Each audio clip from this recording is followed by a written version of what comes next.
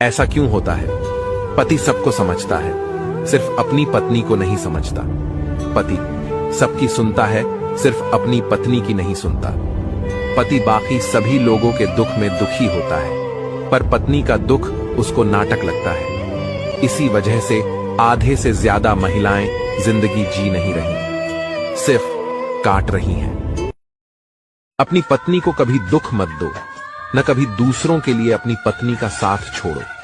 हर मुसीबत में अपनी पत्नी का साथ दो, क्योंकि आप चाहे अपनी पत्नी का कितना भी मजाक उड़ा लो, लेकिन आप एक बात याद रखना, जिंदगी के पड़ाव में दुनिया आपका साथ नहीं देगी, आपकी पत्नी ही काम आएंगी।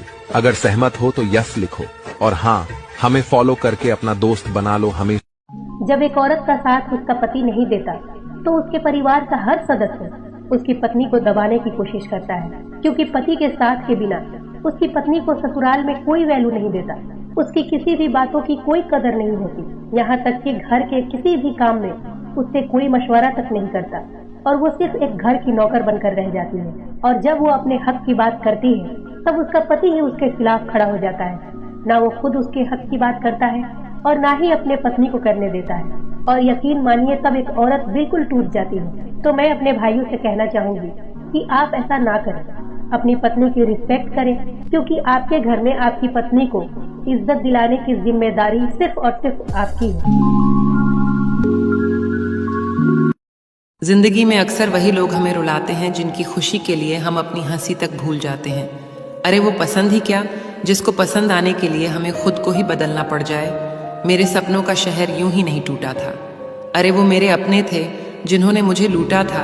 ज्यादा भी अच्छा नहीं होना चाहिए, वरना लोग आपको पागल और बेवकूफ़ ही समझेंगे।